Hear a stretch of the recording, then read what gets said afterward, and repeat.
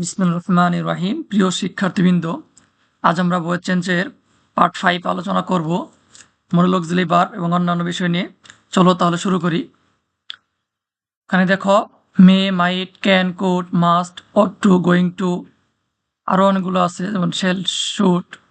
প্রত্যেকটা modal auxiliary ভার্বের ক্ষেত্রে আমাদের কী করতে হবে বইয়ের চেঞ্জ তা এখানে দেওয়া আছে। অবজেক্টের subject plus modal auxiliary verb plus be plus ভার্বের past participle plus by plus সাবজেক্টের অবজেক্ট।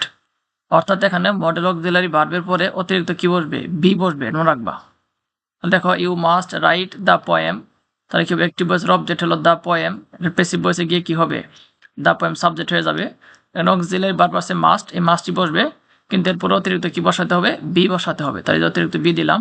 তারপরে এখানে মূল ভার্ব হলো রাইট, এর পাস্ট পার্টিসিপল হলো রিটেন বাই, তারপরে একটি ভয়েসের সাবজেক্ট হলো ইউ, তাহলে প্যাসিভ ভয়েসে গিয়ে কি হবে? ইউই থাকবে কিন্তু। এরপর শি মে হেল্প ইউ, তাহলে এখানে ইউ হলো সাবজেক্ট, এই অবজেক্ট, তাহলে একটি ভয়েসের অবজেক্ট প্যাসিভ ভয়েসে গিয়ে কি সাবজেক্ট হয়ে যাবে ইউ। তারপর এখানে অক্সিলারি ভার্ব আছে কি মে, মে বসবে। তারপরে এখানে অতিরিক্ত কি বসবে? বি বসবে, এই যে বি। তারপরে হেল্প ভার্বের পাস্ট পার্টিসিপল হলো হেল্প, তারপরে বাই একটি ভয়েসের সাবজেক্ট হলো শি, এর অবজেক্টিভ ফর্ম হবে হার। তাহলে we ought to obey our parents, তাহলে এখানে আওয়ার প্যারেন্টস হলো অবজেক্ট, তাহলে এখানে একটি ভয়েসের অবজেক্ট হলো কি? Hour parents. তাহলে আওয়ার প্যারেন্টস গিয়ে কি হবে? প্যাসিভ ভয়েসে কি হবে? সাবজেক্ট হয়ে যাবে আওয়ার প্যারেন্টস। এখানে ওট টু আছে, এই ওট টু বসবে, অতিরিক্ত কি বসবে? এই যে বি বসবে, তাহলে ওট টু বি। তারপর এখানে ওবে হলো ভার্ব, এই ভার্ব পাস্ট পার্টিসিপল হলো ওবেট, তারপর বাই এই সাবজেক্ট হলো উই, এর অবজেক্টিভ ফর্ম হলো আস। ঠিক আছে। তারপরে দেখো we are going to organise a party, তাহলে এখানে এই যে এ পার্টি হলো অবজেক্ট, তাহলে প্যাসিভ ভয়েসে গিয়ে কি হবে? প্যাসিভ ভয়েসে গিয়ে এ পার্টি হবে সাবজেক্ট। ওখানে আছে আর গোয়িং, যেহেতু উই হলো ফার্স্ট পারসন বহুবচন, এজন্য আর হয়েছে। আর এখানে এ পার্টি, তাহলে একটা পার্টি বোঝাইছে, এজন্য কি হবে? বার ইজ হবে। আর অক্সিলারি ভার্ব কি আছে? Model auxiliary verb going to, তাহলে এটা কি হবে? এই যে গোয়িং টু আর অতিরিক্ত বি বসে, গোয়িং টু বি। তারপরে এই যে অর্গানাইজের পাস্ট পার্টিসিপল হলো অর্গানাইজড, তারপরে বাই, আর সাবজেক্ট হলো উই, এর পসিভ ফর্ম কি? আস। ঠিক আছে। আচ্ছা, এখন একটি ভয়েসের যদি ডাবল অবজেক্ট থাকে তাহলে প্যাসিভ ভয়েস স্ট্রাকচার কিরকম হবে দেখো। তাহলে অ্যাক্টিভ ভয়েসে যখন ডাবল অবজেক্ট থাকবে তখন দুটি অবজেক্টের যে কোনোটি সাবজেক্ট হিসেবে নেওয়া হয়। ব্যক্তিবাচক অবজেক্টটি পরিবর্তন করা ভালো। ঠিক আছে, মনে রাখবা। টেন্স এবং পার্সন অনুসারে অক্সিলারি ভার্ব প্লাস ভার্বের পাস্ট পার্টিসিপল প্লাস অন্য অবজেক্ট, অর্থাৎ এই ভার্বের পাস্ট পার্টিসিপল পরে দ্বিতীয় যে অবজেক্টটা থাকবে ওই অবজেক্ট এখানে বসাতে হবে। তারপর প্লাস বাই প্লাস অ্যাক্টিভ ভয়েসের সাবজেক্টটি অবজেক্ট হিসেবে লেখা হয়। যেমন দেখো I gave her A dress, তাহলে এখানে আই হলো সাবজেক্ট, গেভ হলো ভার্ব, তাহলে হার একটা অবজেক্ট, এ ড্রেস একটা অবজেক্ট। তাহলে ব্যক্তিবাচক অবজেক্ট হলো হার, হার মানে তাকে, আর এই ড্রেস মানে একটি পোশাক, এটা হলো বস্তুবাচক অবজেক্ট।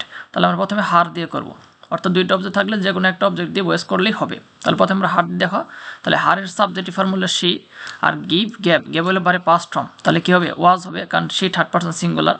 তারপরে গেভের পাস্ট পার্টিসিপল কি? আমরা জানি গিভ, গ্যাভ, গিভেন, এই যে গিভেন হলো পাস্ট পার্টিসিপল। এখন দ্বিতীয় যে অবজেক্টটা আছে ড্রেস, এটাই বারে পাস্ট পার্টিসিপলের পরিভাষণ লাগবে। ঠিক আছে।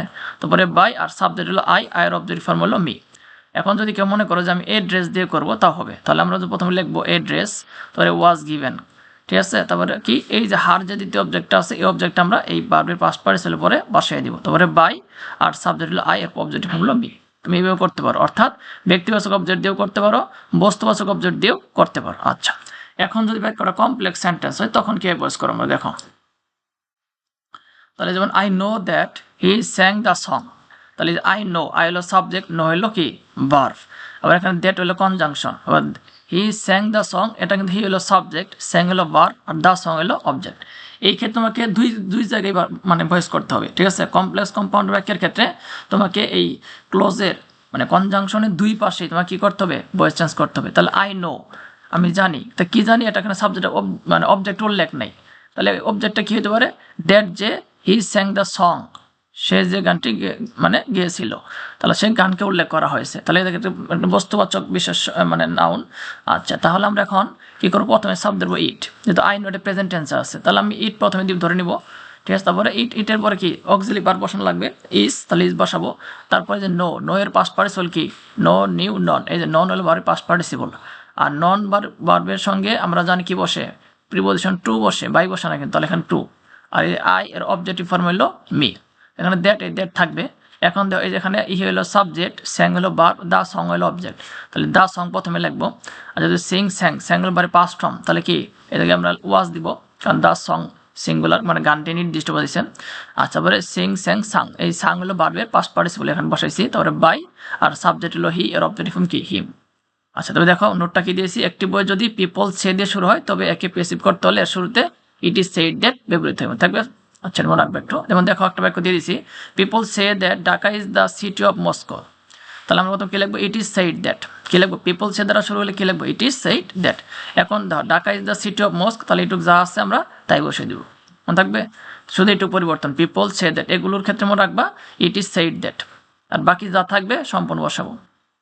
দেখো Dhaka is the city of mosque, এটা কোনো পরিবর্তন হবে না, ঠিক আছে। আচ্ছা এখন আরেকটা নিয়ম দেখো, অবজেক্ট হবে সাবজেক্ট এবং টেন্স অংশ অক্সিলারি ভার্ব এবং ভার্বের পাস্ট পার্টিসিপল পদ preposition by plus subject object, এটা একটা রুলস, নতুন নিয়ম। আচ্ছা দেখো কিরকম, the boy took care of the parrots. এই জায়গায় মনে রাখতে হবে ইনট্রানজিটিভ ভার্ব, ইনট্রানজিটিভ ভার্ব বলে এই লেখা দেওয়া, ইনট্রানজিটিভ ভার্বের প্যাসিভ ভয়েস হয় না। কিন্তু যদি ইনট্রানজিটিভ ভার্বের পরে প্রিপজিশন যুক্ত একটি গ্রুপ ভার্ব তৈরি করে এবং এটি ইনট্রানজিটিভ ভার্ব হিসেবে ব্যবহৃত হয় তবে প্যাসিভ রূপে স্ট্রাকচার হবে এরকম। এই দেখো কেয়ার অফ দ্য প্যারটস, এই যে প্রিপজিশন হলো অফ, ঠিক আছে, আর এই কেয়ার অফ এটা কি গ্রুপ ভার্ব হয়ে গেল। আচ্ছা এখন তাহলে আমরা কি করবো, এই দ্য প্যারটস এটা হলো সাবজেক্ট অবজেক্ট, একটি বছর অবজেক্ট কি দ্য প্যারটস, একে নিয়ে আসবো, প্রথমে নিয়ে আসবো। আর প্যারটস বহুবচন, তাহলে আমরা কি দিব, পাস্ট টেন্স টুক ট্যাক, এই যে ট্যাক টুক আছে না, ট্যাকের পাস্ট পার্টিসিপল কি টুক, পাস্ট ফর্ম হলো টুক, ঠিক আছে। তাহলে আমরা এই জন্য পাস্ট ফর্ম হওয়ার কারণ কি আমরা ওয়াজ বা ওয়ার বসাবো, যেহেতু এখানে দ্য প্যারটস বহুবচন আছে তাহলে আমরা ওয়ার হবে। তারপরে কি টুকের পাস্ট পার্টিসিপল কি ট্যাক টুক ট্যাকেন, এই যে ট্যাকেন হলো ভার্বের পাস্ট পার্টিসিপল, এই যে ট্যাকেন বসাইলাম। আর এই যে কেয়ার অফ যেটা আছে কেয়ার অফ, ঠিক আছে, গ্রুপ ভার্বটা এখানে রেখে দিতে হবে, কোনো কাজ করা যাবে না, ওটা এই ভার্বের পাস্ট পার্টিসিপলে পরেই এই গ্রুপ ভার্বটা থাকবে, ঠিক আছে। তারপরে বাই, তারপরে দ্য সাবজেক্ট আছে দ্য বই, এটা কি অবজেক্ট হয়ে যাবে দ্য বই, ঠিক আছে, এটা মনে রাখবা। আচ্ছা তারপরে এখন আমরা একটা রুলস হইলো আমাদেরকে বলে রিফ্লেক্সিভ প্রনাউন, আমরা এগুলো পড়েছি অবশ্য। দেখো অ্যাক্টিভ ভয়েসের একই সাবজেক্ট প্যাসিভ ফর্মে টেন্স এবং পার্সন অনুসারে অক্সিলারি ভার্ব প্লাস ভার্বের past participle plus by plus reflexive object. এই যে রিফ্লেক্স অবজেক্টটা দেখো কোনগুলো, myself, yourself, himself, herself, yourself, ourself, themself, এগুলো বলে রিফ্লেক্সিভ প্রনাউন, অর্থাৎ সেলফযুক্ত প্রনাউনকেই রিফ্লেক্সিভ প্রনাউন বলে। তো হি মকড হিমসেলফ, তাহলে এই জায়গায় কি করতে হবে, যে অ্যাক্টিভ ভয়েসের একই সাবজেক্ট প্যাসিভ ভয়েস থাকবে, অর্থাৎ এই জায়গায় যে সাবজেক্ট হি আছে হি থাকবে, কোনো পরিবর্তন হবে না, ঠিক আছে। আর মোকড এর ভার্বের পাস্ট ফর্ম, তাহলে কি হবে ওয়াজ হবে, কারণ হি হলো থার্ড পারসন সিঙ্গুলার, এর জন্য কি হবে ওয়াজ। তারপরে ভার্বের পাস্ট পার্টিসিপল, এই যে লেখা আছে স্ট্রাকচার, তাহলে মোকড এর পাস্ট পার্টিসিপল মকড, তারপরে এই বাই, তারপরে এই সাবজেক্ট এই হিমসেলফ যা সাবজেক্ট এরই বসবে, এর কোনো পরিবর্তন নাই, ঠিক আছে। আচ্ছা এখন দেখো him, her, me, us, you, them প্রভৃতিকে অ্যাক্টিভ রূপে নেওয়া হয় এবং সাবজেক্ট হিসেবে ব্যবহৃত হয়, এবং টেন্স এবং পার্সন অনুযায়ী auxiliary verb plus verb past participle plus factive object plus by plus সাবজেক্টের অবজেক্ট। এটা কিরকম একটু দেখো খেয়াল করো, ফ্যাক্টিভ অবজেক্ট বা কমপ্লিমেন্টারি অবজেক্ট কাকে বলে, যদি কোনো বাক্যে ট্রানজিটিভ ভার্ব যেমন কল, মেক, নেম, তারপরে যে নমিনেট, ইলেক্ট, সিলেক্ট, এই ভার্বগুলো মনে রাখবে একটু ভালো করে, call, make, name, nominate, elect, select প্রভৃতি থাকে, কিন্তু একটি পূর্ণ অর্থ প্রকাশ করতে একটি অতিরিক্ত অবজেক্ট ব্যবহৃত হয়, তবে এই অতিরিক্ত অবজেক্টটিকে ফ্যাক্টিভ অবজেক্ট বা কমপ্লিমেন্টারি অবজেক্ট বলে। আচ্ছা এই কমপ্লিমেন্টারি অবজেক্ট কিন্তু কখনো অ্যাক্টিভ ভয়েসে কি হবে না, ক্ষেত্রে প্যাসিভ ভয়েসের ক্ষেত্রে অবজেক্ট হিসেবে বসবে না, মানে অবজেক্ট সাবজেক্ট হিসেবে বসবে না। দেখো they made me a moderator, আচ্ছা they made me a moderator.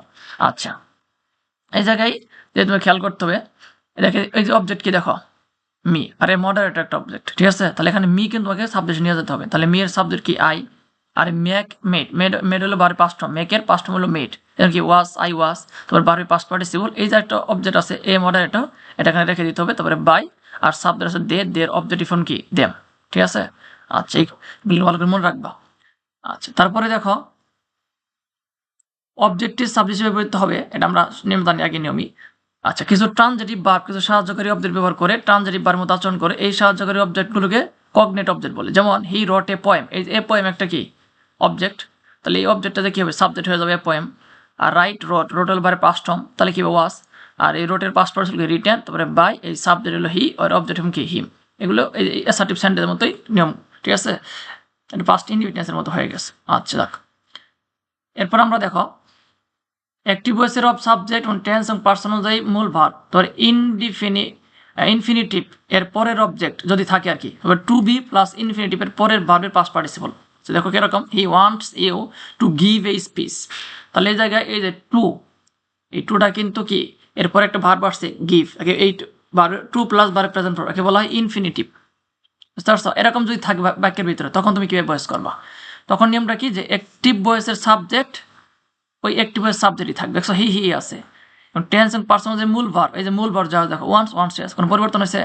তাহলে এইরকম ইনফিনিটিভ যুক্ত বাক্যের ক্ষেত্রে সাবজেক্ট এবং ভার্ব যা আছে তাই বসবে, কোনো পরিবর্তন হবে না। তারপর কি ইনফিনিটিভ এর পরের object, as infinitive to give এর পর অবজেক্ট কি আছে? এ স্পিচ, এই স্পিচ নিতে হবে নিচে। তারপরে কি দেবে? টু বি দিতে হবে। কি দিতে হবে? টু বি, এই যে টু বি আমরা দিয়েছি।